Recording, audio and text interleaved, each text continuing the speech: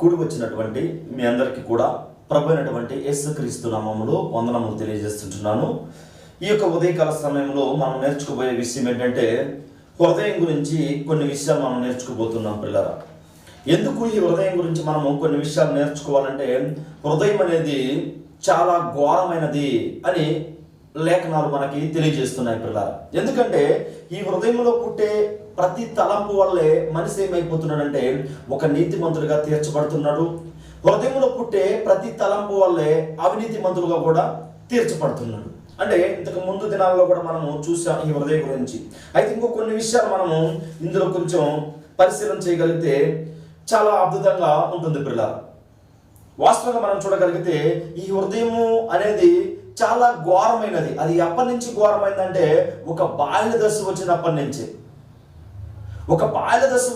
నుంచి కూడా ఈ హృదయం అనేది ఘోరమైనటువంటి పరిస్థితుల్లోకి వెళ్ళిపోతుంది. ఏంటంటే ఒక ఉదాహరణకి చిన్నప్పుడు అంటే ఒక 6 సంవత్సరాల నుంచి 12 వయసు ఉండే పిల్లల దగ్గరికి వెళ్ళి మీరు చూడండి, కుటుంబంలో తల్లిదండ్రుల దగ్గర ఏమైతే నేర్చుకోవాలో ఆ విషయాలు నేర్చుకుంటాడు. తల్లిదండ్రులు చూసేదాన్ని బట్టి ఏం చేస్తుంటారు, పిల్లలు నేర్చుకుంటారు మొదటిగా. ఇంకొకటి ఏంటంటే స్నేహితుల దగ్గర తిరిగే విధానాన్ని బట్టే నేర్చుకుంటారు కొంతమంది.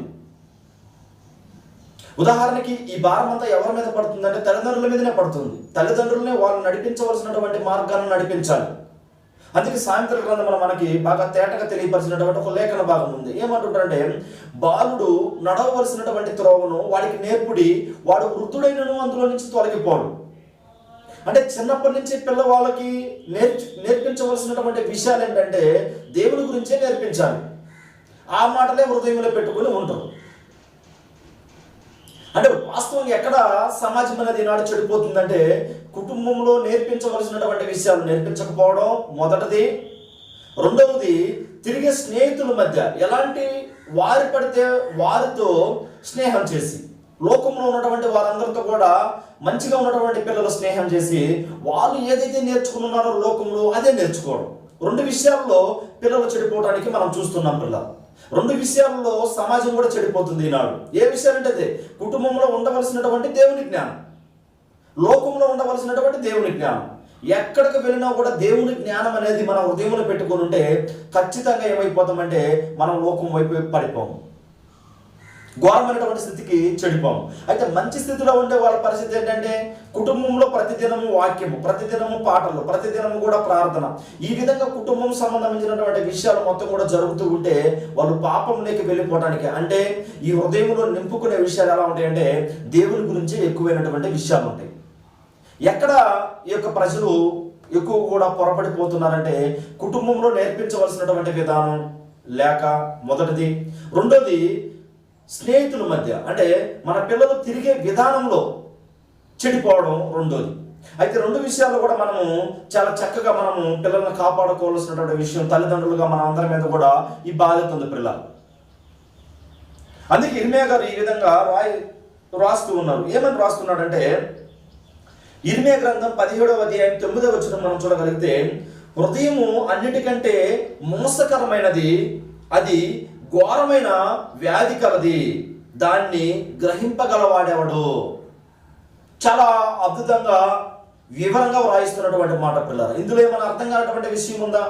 ఏమీ లేదు. చాలా స్పష్టంగా అర్థమైనటువంటి విషయం ఏంటంటే హృదయము అన్నిటికంటే మోసకరమైనది, అది ఘోరమైన వ్యాధి కలది, దాన్ని గ్రహింపగలవాడెవడు.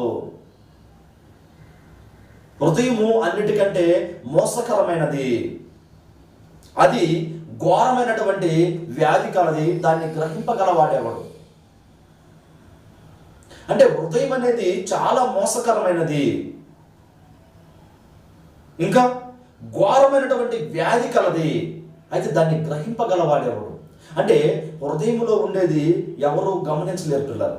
హృదయంలో ఉండేది ఎవరు కూడా దాన్ని ఏం చేయలేరు, బయటికి తీవలేరు.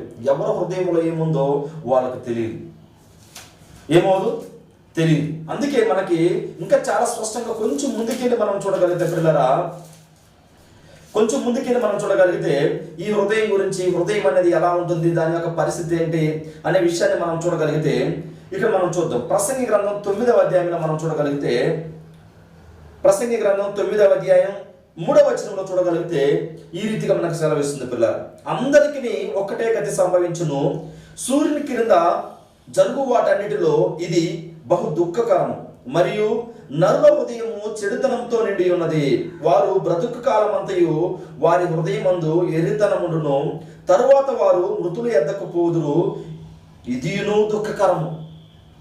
చాలా జ్ఞానం కలిగినటువంటి భక్తులైనటువంటి సొలొమోను గారు వ్రాస్తున్నటువంటి మాటలు పిల్లలు ఏమని వ్రాస్తున్నారు? అందరికీ ఒకటే గతి సంభవించును. అవును, రక్త మాంసాలు పుట్టి ఈ భూమి మీదకి ప్రవేశించినటువంటి రక్త మాంసాలతో ఈ భూమి మీదకి ప్రవేశించినటువంటి ప్రతి మనిషి గురించి కూడా ఇక్కడ ఏం రాయిస్తున్నారంటే, అందరికీ ఒకే గతి సంభవించును, మొదటిది. రెండోది, సూర్యుని కింద జరుగు వాటన్నిటిలో ఇది బహు దుఃఖకరం, రెండోదిగా. అయితే మూడోదిగా మనం చూడగలుగుతాం, మరియు నరుల హృదయము చెడుతనముతో నిండి ఉన్నది. మూడో సందర్భంగా ఒక్క వచనంలో ఎన్ని సందర్భాలు ఉన్నాయో చూడండి ప్రజలు. నరుల చెడుతనము ఎలా ఉందని చెప్తున్నాడు?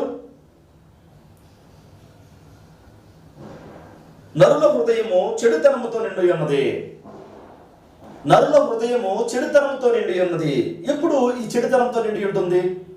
ఈ యొక్క నరుల హృదయం అనేది చెడుతనంతో ఎప్పుడు నిండి ఉంటుందంటే, ఇదిగో కుటుంబంలో ఉన్నప్పుడు దేవుని గురించి నేర్చుకోక, సమాజంలోకి వెళ్ళినప్పుడు దేవుని గురించి నేర్చుకోక, ఈ విషయాలు ఏమైపోతున్నారంటే పొరపడిపోతున్నారు. ఈనాడు మనుషులందరికీ ఒకే గతి సంభవిస్తుంది అనేది చాలా స్పష్టంగా మనకు లేఖనాలు తెలియజేస్తున్నారు. అందరికి ఒకే గతి అంటే, నీతిగా బ్రతికినా ఒకే గతి, అవినీతిగా బ్రతికినా ఒకే గతి. ఇవన్నీ కూడా ఎక్కడి నుంచి వస్తున్నాయంటే హృదయంలో నుంచి వస్తున్నాయి. నీ హృదయం నింపుకున్న దాన్ని బట్టే నీ నోరు మాట్లాడుతుంది అనే విషయాలు కూడా మనము లేఖనాల్లో మనం పరిశీలన చేయగలం పిల్లలు. అయితే మనం చూడగలిగితే, వారు బ్రతుకు కాలం అంతయు వారి హృదయమందు వెర్రితనముండును. వారు బ్రతుకు దినములంతయు వాళ్ళ హృదయాల్లో ఉండేది ఏంటంటే వెర్రితనము. అంటే దేన్నైతే నింపుకుని ఉంటున్నారో హృదయంలో అదే ఉంటుంది. అయితే దేన్ని నింపుకొని ఉంటున్నారు? దేన్ని నింపుకొని ఉంటున్నారంటే అంతా కూడా పాపాన్ని నింపుకొని ఉంటున్నారు, లోక అలవాట్లను నింపుకొని ఉంటున్నారు, లోకంలో ఏదైతే ఉందో దాన్నే నింపుకొని ఉంటున్నారు. కానీ దేవుని గురించి కావాల్సినటువంటి జ్ఞానాన్ని మన హృదయంలో నింపుకుంటే, జ్ఞానం గురించి కావాల్సినటువంటి ఆ యొక్క దేవుని మాటలు మన హృదయంలో నింపుకుంటే, మనం ఎక్కడికి వెళ్ళినా కూడా ఏం చేయగలం? దేవుని గురించే మాట్లాడగలం పిల్లలు. ఈనాడు సమాజం దేవుని గురించి తెలుసుకోలేకపోతుంది అంటే కారణం ఏంటి?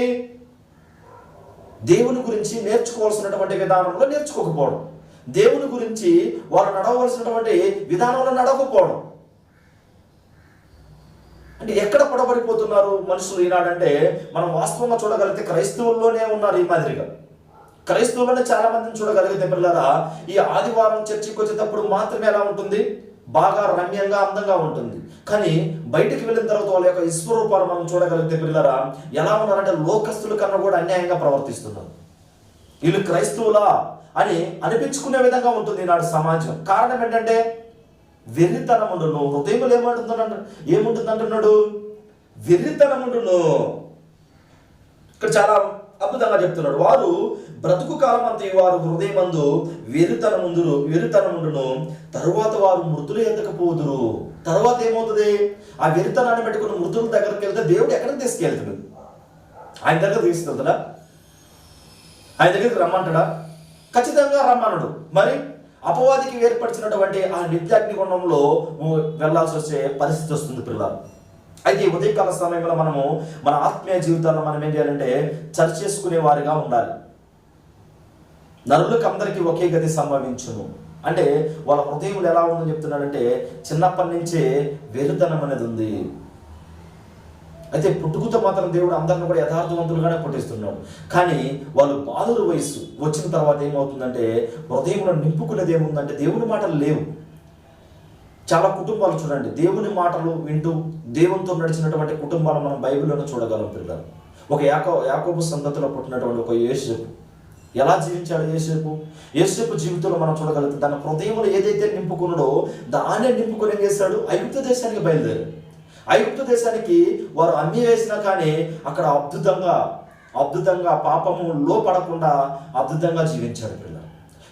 యోసేపు గారి గురించి ఈనాడు మనము నేర్చుకునే విషయాలు ఉన్నాయా అంటే అవును. ఏమి నింపుకుని ఉన్నాడు తన హృదయం అంటే దేవుని మాటలు. తండ్రి ఏమైతే నేర్పించాడో ఆ మాటలు నింపుకుని ఉన్నాడు. ఆ దేశం అంతా కూడా ఆశీర్వదింపబడింది.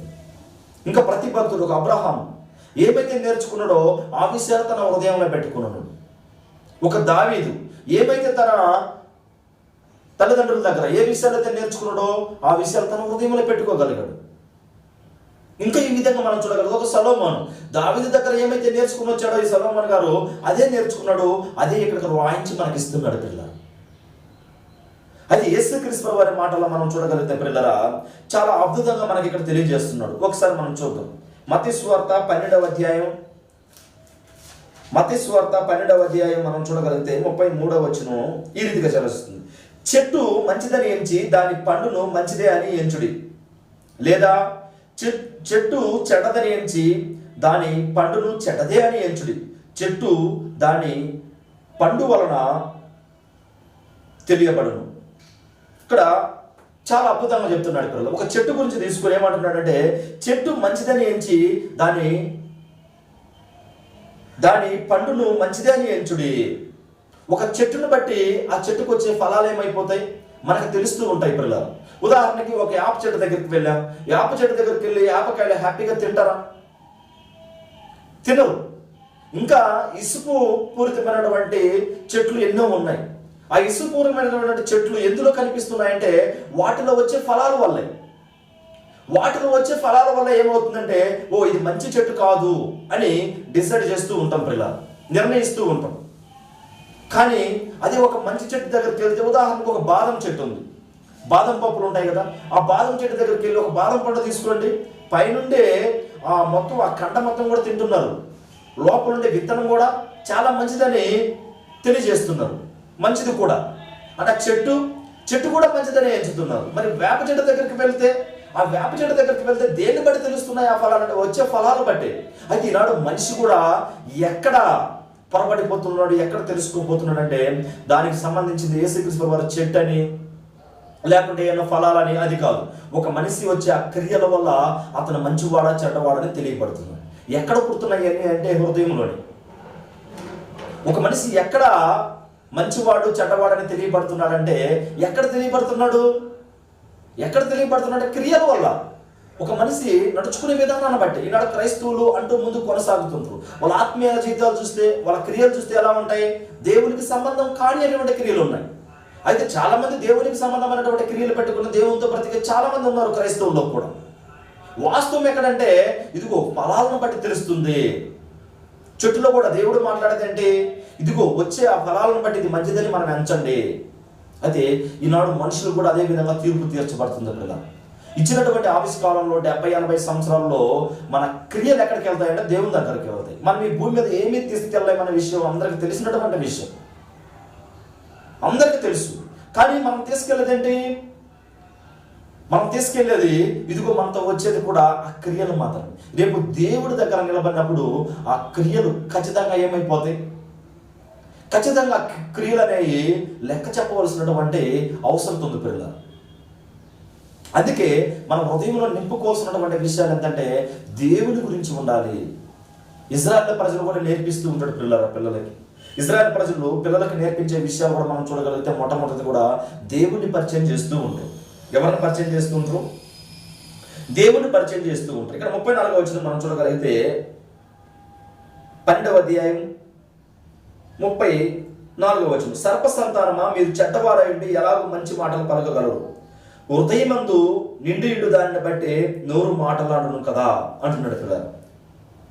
సర్ప సంతానమా అంటే అపవాది పిల్లలారా, మీరు అపవాది పిల్లలారా, అక్కడ ఉన్నటువంటి వారి గురించి మాట్లాడుతున్నారు. అపవాది పిల్లలారా, మీరు చెడ్డవారైండి ఎలాగో మంచి మాటలు పలకగలరు, హృదయమందు నిండియుడు దానిని బట్టి నోరు మాటలాడును కదా. నీ హృదయంలో ఏమైతే నింపుకొని ఉంటావో దాన్ని బట్టే కదా నీ నోరు మాట్లాడేది. అంటే ప్రతి మనిషి ఎక్కడ తెలుస్తుంది వాళ్ళ యొక్క మంచివారా చెడ్డవారా అంటే వాళ్ళ క్రియలను బట్టి పిల్లలు. ఎక్కడ?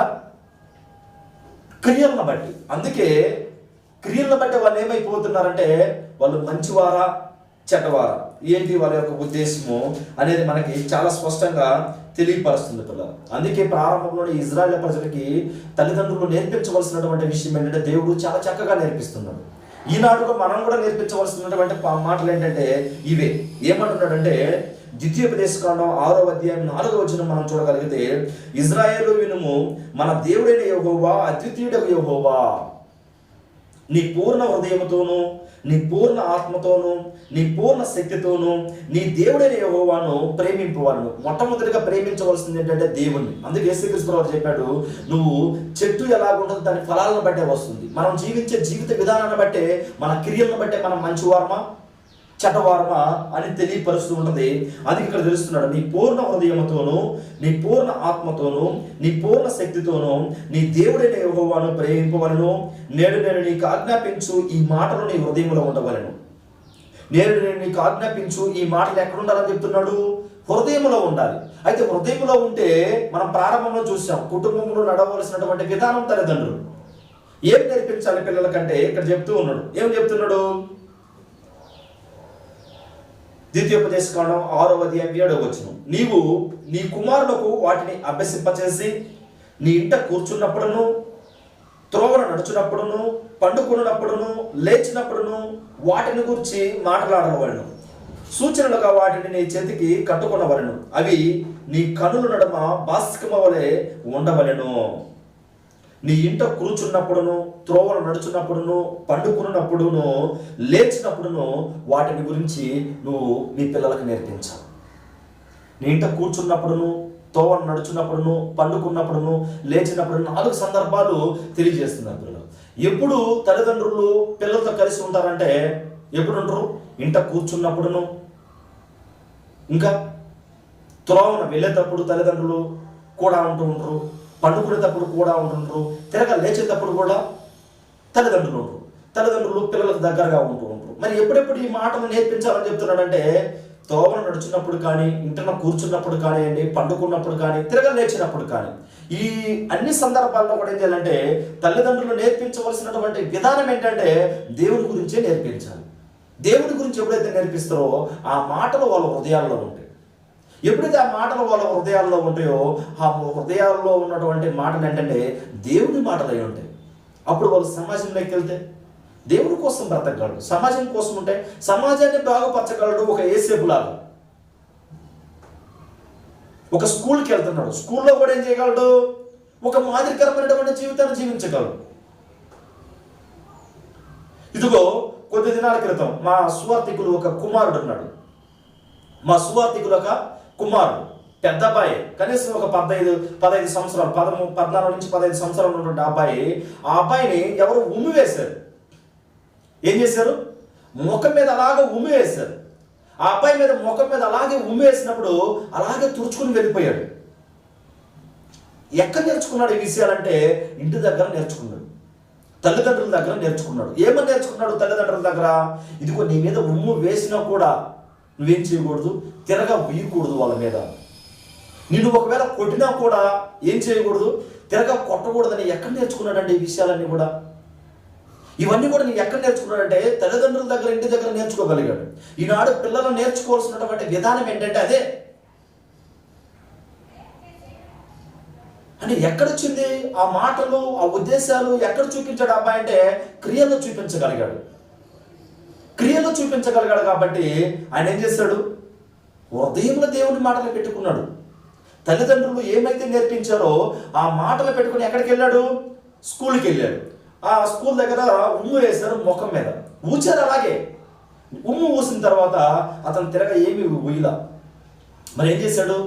గమ్ముగా తుడుచుకుని అలాగే ఉండిపోయాడు పిల్ల. అలాంటి గుణం కలిగి ఉండాలి పిల్లలు. అలాంటి గుణం కలిగి ఉండాలంటే ఎప్పుడు గుణం కలిగి ఉండాలంటే త్రోవను నడుచున్నప్పుడు దేవుని గురించి నేర్పించాలి, ఇంకా ఇంట కూర్చున్నప్పుడు దేవుని గురించి నేర్పించాలి, ఇంకా పండుకున్నప్పుడు దేవుని గురించి నేర్పించాలి, ఇంకా లేచినప్పుడు దేవుని గురించి నేర్పించాలి. ఈ విధంగా పిల్లలకి ఎప్పుడైతే నేర్పించగలుగుతామో వాళ్ళ హృదయాల్లో ఆ మాటలే ఉండిపోతాయి. పిల్లలు ఏమైపోతాయి? ఆ మాటలే ఉండిపోతే వాటి ప్రకారమే వాళ్ళు జీవించగలరు, వాటి ప్రకారమే వాళ్ళు ఉండగలరు. ప్రారంభం నుంచి కూడా దేవుని గురించి చక్కగా నేర్పించేవాళ్ళు ఇజ్రాయేల్ ప్రజలు.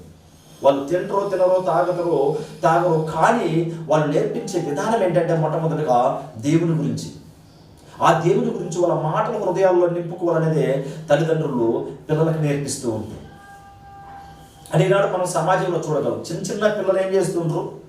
తిట్టుకుంటూ కొట్టుకుంటూ, అది వాళ్ళ నోట ఆ మాట రాకూడనటువంటి మాటలు కూడా నోటు వస్తూ ఉంటాయి. ఎక్కడ వస్తున్నాయంటే తల్లిని తండ్రి తిట్టడం, తండ్రిని తల్లి తిట్టడం, ఇంట్లో తిట్టుకునే పిల్లలు చూస్తూ ఉంటారు. మరి బయటికి వెళ్ళి ఏం చేస్తుంటారు? మాట్లాడుతూ ఉంటారు. అంటే ఈ విధంగా ఉండాలా ఉండకూడదా అంటే ఈ విధంగా ఉండకూడదని లేఖనాలు మనకి తెలియజేస్తున్నాయి. పిల్లలు ప్రారంభం నుంచి కూడా నేర్పించవలసినటువంటి విధానం ఏంటంటే తల్లిదండ్రులు పిల్లలకి దేవుని గురించే నేర్పించాలి. పిల్లలు ఎప్పుడైతే ఆ విధంగా మనం నేర్పించగలుగుతామో, ఎప్పుడైతే ఆ మాటలు మనం వాళ్ళ హృదయాల్లో నింపగలుగుతామో, వాళ్ళు ఎక్కడికి వెళ్ళినా కూడా, ఎక్కడికి స్కూల్లో కానివ్వండి, ఒక దగ్గర పని దగ్గర కానివ్వండి, ఒక ఆఫీస్, ఏ స్థితిలో వాళ్ళు వెళ్ళి, ఒక సంఘంలో కానివ్వండి, సమాజంలో కానివ్వండి, ఒక బైబిల్ తరగతిలో కానివ్వండి, వాళ్ళ ప్రవర్తన చూడండి ఎలా ఉంటుంది వాళ్ళ ప్రవర్తన చాలా అద్భుతంగా ఉంటుంది. పిల్లలు ఎక్కడ నేర్చుకుని వెళ్తున్నారంటే ఇంటి దగ్గరే. ఎక్కడ? ఇంటి దగ్గరే వాళ్ళు నేర్చుకుంటారు. ఇంటి దగ్గర ఏదైతే మనం నేర్పిస్తూ పంపిస్తామో అది తప్పకుండా వాళ్ళు బాలుడు నడవలసినటువంటి త్రోవన్న వాడికి నేర్పడి వాడు వృద్ధుడైనను అందు నుంచి తొలగిపోడు. అంటే పెద్దవాడైనా కూడా తొలగిపోవడానికి కారణం ఏంటంటే నడవలసినటువంటి మార్గాన్ని చిన్నప్పుడు వాళ్ళు నేర్చుకుంటున్నారు బాలుడుగా ఉన్నప్పటికీ. అయితే ఈ యొక్క హృదయం గురించి మనం కొన్ని విషయాలు మనం కొద్దిగా పరిశీలన చేయగలిగితే, యేసుక్రీస్తు వారి మాటల్లో ఇక్కడ కొంతమంది యేసుక్రీస్తు వారి దగ్గరికి వస్తున్నారు. ఏం చేస్తున్నారు? యేసుక్రీస్తు వారి దగ్గరికి వస్తూ వాళ్ళు ఏం చేస్తున్నారంటే, మత్తయి సువార్త 15వ అధ్యాయంలో యేసుక్రీస్తు వారి దగ్గరికి వస్తూ ఉన్నారు. ఏమని వస్తున్నారంటే, ఆ సమయమున మత్తయి సువార్త 15వ అధ్యాయం మొదటి నుంచి చూద్దాం. ఆ సమయమున యెరూషలేము నుండి శాస్త్రులను పరిసయ్యులను యేసునొద్దకు వచ్చి, నీ శిష్యులు చేతులు కడుక్కోకుండా భోజనము చేయుచున్నారే, వారి ఎందు నిమిత్తము పెద్దల పారంపర్యచారము నిమిత్తము అతిక్రమించుచున్నారని అడిగి. అంటే మనం బాగా గమనించగలిగితే పిల్లరా, తన శిష్యులు క్రీస్తు వారి దగ్గర ఉన్నటువంటి శిష్యులు వాళ్ళు ఏం చేస్తున్నారని చెప్తున్నారంటే, ఎవరో కొంతమంది చేతులు కడుక్కోకుండా భోజనం చేసి ఉన్నారు అని ఎవరి దగ్గరకు వచ్చారు? శాస్త్ర పరిశీలనలు యేసుక్రీస్తు వారి దగ్గరకు వచ్చారు. అయ్యా, నీ శిష్యులు ఉన్నారే, ఈ శిష్యులు చేతులు కడుక్కోకుండా భోజనం చేస్తున్నారు, పెద్దల పారంపర్యచారం నిమిత్తము ఎందుకు ఆజ్ఞను నిరాకరిస్తున్నారు అని తెలియజేస్తున్నారు. అయితే యేసుక్రీస్తు వారి మాట్లాడే మాటలు ఏంటంటే ఇక్కడ మనం బాగా చూడగలిగితే పిల్లరా, 4వ వచనంలో 3వ వచనం నుంచి చూద్దాం. మీరును మీ పారంపర్యచారం నిమిత్తమై దేవుని ఆజ్ఞను ఎందుకు అతిక్రమించుచున్నారు? మీరు కూడా కొన్ని ఆజ్ఞలు ఏం చేస్తున్నారు అంటే, మీ పారంపర్యచారం నిమిత్తము కొన్ని ఆజ్ఞలను నిరాకరిస్తున్నారు. ఏం చేస్తున్నారు? మీరు కొన్ని ఆజ్ఞలని నిరాకరిస్తున్నారు. ఏటిలో నిరాకరిస్తున్నారో మనం చూద్దాం పిల్లరా. తల్లిదండ్రులను గణపరచమనియు తండ్రినైనను తల్లినైనను దూషించువాడు తప్పక మరణము పొందుననియు దేవుడు సెలవిచ్చును. తల్లిదండ్రులను మొట్టమొదటిగా ఏం చేయాలి? గణపరచాలి. తండ్రినైనను తల్లినైనను ఏం చేయకూడదు?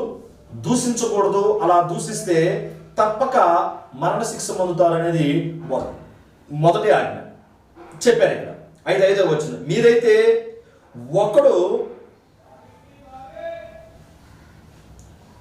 మీరైతే ఒకడు తన తండ్రినైనను తల్లినైనను చూసి, నా వలన నీకేది ప్రయోజనకరమో అది దేవార్పితమని చెప్పిన ఎడల అతను తన తండ్రినైనను తల్లినైనను గణపరచనక్కర్లేదని చెప్పుచున్నారు. ఇక్కడ 2 సందర్భాలు చూస్తున్నాం పిల్లలు. మొదటిదంటే తల్లిదండ్రులని గణపరచాలి, వాళ్ళని సన్మానించాలి. రెండో విషయం ఏంటి?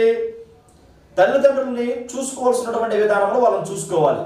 వాళ్ళు చూసుకోవాల్సినటువంటి విధానంలో చూసుకోకుండా వాళ్ళకి ఏదైతే ఇవ్వాలో అది తీసుకెళ్ళి కానుకలు వేయడమో, లేకుంటే పేదవాళ్ళకి ఇవ్వడమో, ఇది దేవార్పితం అని చెప్పి దేవునికి ఇవ్వడం అయితే అది తప్పు. తల్లిదండ్రుల్ని సన్మానించాలి, వాళ్ళని గణపరచాలి అని చెప్తూ ఉన్నాడు పిల్లలు. అయితే రెండోది ఏంటి? వాళ్ళని చూసుకునే విధానంలో వాళ్ళు చూసుకోవాలి. చూసుకోకుండా మీరు ఏం చేస్తున్నారంటే, తల్లిదండ్రులకి ఇవ్వవలసినటువంటి ఆ యొక్క ధనం కానివ్వండి, వాళ్ళని చూసుకోవాల్సినటువంటి విధానం కానీ మీరు చూసుకోకుండా వాళ్ళకి ఏమి ఇవ్వాలో దాన్ని చేసుకొని ఏం చేస్తున్నారు? దేవార్పితము అంటే అని చెప్పి దేవునికి ఇస్తున్నారు. ఇది ఎంతవరకు న్యాయం? 6వ వచనం, మీరు మీ పారంపర్యచారము నిమిత్తమై దేవుని వాక్యమును నిరర్థకము చేయుచున్నారు అంటున్నాడు పిల్లలు. మీ పారంపర్యచార నిమిత్తము దేవుని వాక్యాన్ని నిరర్థకం చేస్తున్నారు. మొట్టమొదటిగా తల్లిదండ్రుల్ని సన్మానించాలి, తల్లిదండ్రుల్ని చూసుకోవాల్సినటువంటి విధానంలో చూసుకోవాలి. 2 సందర్భాలు. ఈ 2 సందర్భాలు ఏం చేస్తున్నారంటే వీళ్ళు నిరాకరిస్తున్నారు, దేవుని మాటకి లోబడుకున్నారు, దేవుని మాటల్ని వ్యర్థంగా చేస్తున్నారు. అందుకని ఇక్కడ చెప్తున్నాడు 7వ వచనంలో, వేషధారులారా, ఈ ప్రజలు తమ పెదములతో నన్ను గణపరచుదురు కానీ వారి హృదయము నాకు దూరంగా ఉన్నది. ఈ ప్రజలు, శాస్త్రులు కానీ పరిసరులు కానీ వాళ్ళ గురించి మాట్లాడే సందర్భం ఏంటంటే, ఈ ప్రజలు నన్ను పెదవులతో మాత్రం కనపరుస్తున్నారు కానీ వాళ్ళ హృదయం మాత్రం దూరంగా ఉంది. ఎలా ఉంది? వాళ్ళ హృదయం అంతా కూడా దూరంగా ఉంది అనే విషయాన్ని తెలియపరుస్తున్నారు పిల్లలు. మనుషులు కల్పించిన పద్ధతులు దైవోపదేశములని బోధించుచు వారు నన్ను వ్యర్థంగా ఆరాధించుచున్నారని యెషయా గారు ఎప్పుడో చెప్పారు. మనుషులు కల్పించినటువంటి పద్ధతులు దైవోపదేశములను బోధించుచు వారు నన్ను ఏం చేస్తున్నారు? వ్యర్థంగా ఆరాధిస్తున్నారని యెషయా గారు ఎప్పుడో తెలియపరిచాడు. తెలియపరిచాడా? అవును, యెషయా గారు తెలియపరిచాడు. కనీసం 680-700 సంవత్సరాల క్రితమే ఇలా జరుగుతున్నాయని యెషయా గారి ద్వారా దేవుడు రాయించాడు. అయితే వీళ్ళేం చేస్తున్నారు? ఇది అదే చేస్తున్నారు. తల్లిదండ్రులు కనపరచడం లేదు, తల్లిదండ్రులు చూసుకోవాల్సినటువంటి విధానంలో చూసుకోలేదు. ఏది దేవార్పితము అని చెప్పేసి తల్లిదండ్రులకు ఇవ్వవలసినటువంటి ఆ యొక్క మర్యాద కానివ్వండి, ఆ ఘనత కానివ్వండి, వాళ్ళని చూసుకోవాల్సినటువంటి విధం కానివ్వండి, అవి మొత్తం కూడా ఏం చేయడం లేదు అని. అసలు వీళ్ళు సమస్య ఎక్కడ ఎదురైంది? మీ శిష్యులు చేతులు కడుక్కుండా భోజనం చేస్తున్నారని చెప్పింది తప్పైపోయింది వాళ్ళు. కానీ యేసుక్రీస్తు వారి విషయాల్లో మనం చూడగలుగుతాం పిల్లరా, వాళ్ళు బాహ్య సంబంధంగా మాట్లాడుతున్నారు. శాస్త్రులు పరిశీలన ఏం చేస్తున్నారు? శాస్త్రులు పరిశీలనలు బాహ్య సంబంధంగా మాట్లాడుతున్నాడు. అయితే యేసుక్రీస్తు వారు ఏం మాట్లాడుతున్నాడు అంటే ఇక్కడ ఆత్మ సంబంధంగా మాట్లాడుతున్నాడు. వాళ్ళ ఆత్మలో ఉండే విషయాలు చెప్తున్నాడు. వాళ్ళ హృదయాల్లో ఏ విషయాలు అయితే నింపుకుని ఉన్నారో ఆ విషయాలు తెలియపరుస్తున్నాడు పిల్లలు. తల్లిదండ్రుల్ని కనపరచడం లేదు. రెండోది, దేవుని విషయంలో కూడా వాళ్ళు ఏం చేస్తున్నారంటే, దేవుని విషయంలో కూడా పెదవులతో కనపరుస్తున్నారు. మీరు నాకు దూరంగా ఉన్నారు, నన్ను వ్యర్థంగా ఆరాధిస్తున్నారు, దేవుని వ్యర్థంగా ఆరాధిస్తున్నారు అంటే ఇలాంటి విషయాలు మనం చూసినప్పుడు ఎలా ఉంటుందంటే, ఇదిగో వాళ్ళు మాట్లాడకుండా ఉన్నా కూడా సరిపోయి ఉండేది కదా. వాళ్ళు అనుకుని ఉండరా, అయ్యో ఈయనేంటంటే మేము చేతులు కడుక్కోకుండా భోజనం చేయలేదని చెప్పింది తప్పు అయిపోయింది. దీని దగ్గర మా హృదయాల్లో మేము ఏమేం చేస్తున్నామో, మా తలంపులు ఎలా ఉన్నాయో, మా ఉద్దేశాలు ఎలా ఉన్నాయో ఈ మొత్తం బయట పెట్టేశాడంటే యేసుక్రీస్తు వారు. ఈ దగ్గరకు వచ్చి అడిగింది తప్పు అయిపోయిందండి అనుకోలేదా వాళ్ళు? ఖచ్చితంగా అనుకుని ఉంటారు. పిల్ల దేవుణ్ణి వ్యర్థంగా ఆరాధిస్తున్నారు, తల్లిదండ్రులు చూసుకోవాల్సినటువంటి విధానంలో చూసుకోవడం లేదు. అంటే ధర్మశాస్త్రంలో ఉన్నటువంటి ఆజ్ఞ ఏంటంటే తల్లిదండ్రుల్ని సన్మానించాలి, తల్లిదండ్రుల్ని గణపరచాలి అన్నదే ఆజ్ఞ పిల్ల. రెండోది, దేవుని ప్రేమించాలి, దేవుని మాటకు లోబడాలి. అంటే ఈ 2 విషయాలను కూడా యేసుక్రీస్తు వారు ఎత్తి అలాగా చూపిస్తున్నాడు. ఇదిగో మీరు ఈ విషయాల్లో పొరబడిపోతున్నారు, మీ హృదయంలో అంతా కూడా లోకంలో ఉండే వాటిని నింపుకున్నారు కానీ దేవుణ్ణి ఆరాధించే విషయంలో ఆరాధించడం లేదు, తల్లిదండ్రులను గణపరచడం విషయంలో గణపరచడం లేదని చూపిస్తున్నారు పిల్లలు. అయితే ఇక్కడ శిష్యులు ఉన్నటువంటి ఒక పేతురు గారికి ఈ విషయం అర్థం కాదు. ఏం కాలేదు? శిష్యులుగా ఉన్నటువంటి ఒక శిష్యుడు పేతురు గారికి ఈ విషయం అర్థం కాక 15వ వచనంలో 15వ అధ్యాయం 15వ వచనం మనం చూడగలిగితే, అందుకు పేతురు ఈ ఉపమాన భావము మాకు తెలుపమని ఆయన అడుగుగా. ఇంత మాట్లాడినా కూడా ఈయనకి ఏం అర్థం కాదండి. ఈ ఉపమాన భావం మాత్రం ఏం కాలేదు, అర్థం కాలేదు. అందుకే యేసుక్రీస్తు వారిని అడుగుతున్నాడు, అయ్యా ఈ ఉపమాన భావం మాత్రం మాకు అర్థం కాలేదు, నువ్వు చెప్పావు కానీ అన్నప్పుడు ఆయన చెప్తున్నాడు, ఇక్కడ చెప్తున్నాడు, ఆయన మీరును ఇంతవరకు అవివేకులై ఉన్నారా, మీరును ఇంతవరకు అవివేకులై ఉన్నారా అని చెప్పి, నోటిలోనికి పోవునదంతయు కడుపులో నుండి బహిర్భూమిలో ఇడవబడును కానీ, నోటిలోనికి పోవునదంతయు కడుపులో నుండి బహిర్భూమిలో ఇడవబడును కానీ. అర్థమవుతుందా? చేతులు కడుక్కోకుండా భోజనం తింటే ఏమీ ఇబ్బంది లేదు. ఒకవేళ చేతులు కడుక్కోకుండా ఆహారం తిన్నా కూడా అది బహిర్భూమిలో ఇడవబడదు కదా. చేతులు కడుక్కోకుండా ఆహారం తింటే ఏమవుతుంది? ఉదయం బహిర్భూమిలో వెళ్ళిపోతుంది కదా. అయితే నోట నుండి బయటకు వచ్చినవి హృదయం నుండి వచ్చును, ఇవే మనిషిని అపవిత్రపరచునని మీరు గ్రహింపరా. నోట నుండి బయటకు వచ్చినవి మనిషి హృదయంలో నుంచి వచ్చును. అందుకే హృదయం అనేది చాలా ఘోరమైనది. హృదయం అనేది ఏంటి? చాలా ఘోరమైనది. నీ హృదయం నుంచి వచ్చాయి కదా నిన్ను అపవిత్రపరుస్తున్నాయి. చేతులు కడుక్కోకుండా భోజనం చేస్తే అది బహిర్భూమిలో ఎడవబడతాయి కదా. నువ్వు చేతులు కడుక్కోకుండా భోజనం చేస్తావు, ఏమైపోద్ది? అపవిత్రం కాదు, మరేంటి?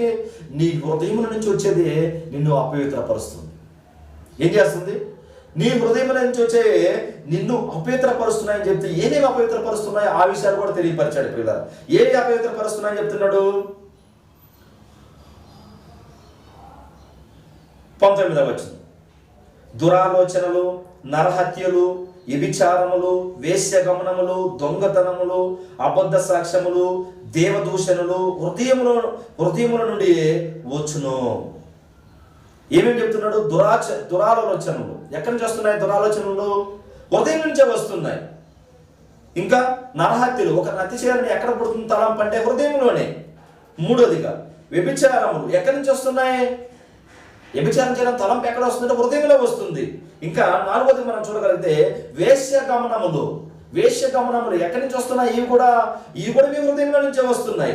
దొంగతనం చేయాలని ఎక్కడి నుంచి వస్తున్నాయంటే హృదయంలోనే వస్తున్నాయి. అబద్ధ సాక్ష్యములు ఎక్కడి నుంచి వస్తున్నాయి? హృదయంలో నుంచే వస్తున్నాయి. దేవదూషణలు హృదయంలో నుండే వచ్చును. ఈనాడు కూడా దేవదూషణ అనే విషయం వచ్చినప్పుడు కొద్ది మనం చూడవచ్చు. యేసుక్రీస్తు ప్రభువు వారు దేవుడు కాదని ఎంతో మంది బోధిస్తూ ఉన్నారు కూడా. ఎంతో మంది యేసుక్రీస్తు ప్రభువు వారు దేవుడు కాదు, దేవుని కుమారుడు అని బోధిస్తున్నారా? చాలా మంది బోధిస్తున్నారు. ఎక్కడి నుంచి వస్తున్నాయి ఈ మాటలు అంటే వాళ్ళ హృదయం నుంచినే వస్తున్నాయి. మరి దేవుడు కాకుండా వాళ్ళ హృదయాల్లో ఉండే మాటలు చెప్పగలరా? చెప్పలేడు. ఒక మనిషిని బ్రతికించలేడు. ప్రపంచానికి రక్షణ ఇవ్వగలడా దేవుడు కాకుంటే? అంటే మన సబ్జెక్ట్ అది కాదు కానివ్వండి. అంటే వాస్తవం ఏంటంటే ఈ దేవదూషణ కూడా ఎక్కడి నుంచి వస్తుంది అంటే హృదయంలో నుంచే వస్తుంది. ఇవే కదా నిన్ను అపవిత్రపరచును. ఏమంటున్నాడు? ఇవే కదా నిన్ను అపవిత్రపరిచే విషయాలు. ఇవన్నీ కూడా మనిషిని అపవిత్రపరుస్తున్నాయి. వీటన్నిటికీ మనం దూరంగా ఉండి దేవుని మాటలు మన హృదయంలో పెట్టుకుని ఉండాలి.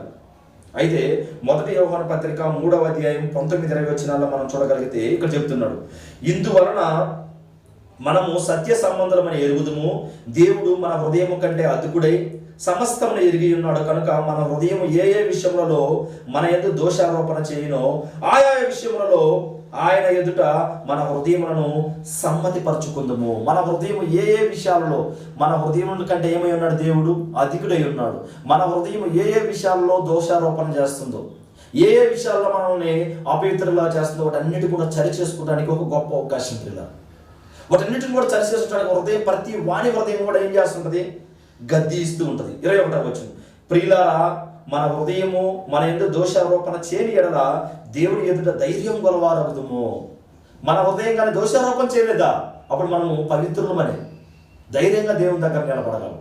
అయితే ఇవన్నీ ఎక్కడి నుంచి పుట్టుకొని వస్తున్నాయి అంటే హృదయముల నుంచి. ఆ హృదయముల నుంచి ఒక్కసారి బాప్తిసం పొంది క్రీస్తులోకి ప్రవేశించిన తర్వాత చేసే ప్రతి తప్పును కూడా మనలో ఉండే పరిశుద్ధాత్మను ఎప్పుడు గద్దిస్తూ ఉంటుంది. మనలో ఉండే పరిశుద్ధాత్మను ఏం చేస్తుంటాడు? గద్దిస్తూ ఉంటాడు. ఏమని గద్దిస్తుంటాడు? ఉదాహరణకు ఒక దొంగతనం చేయాలి, గద్దిదా ఇది దొంగతనం, ఇది తప్పు, అది నీది కాదు, నువ్వు దోచుకోకూడదు. ఒక వ్యభిచారం చేయాలి, తప్పు కదా.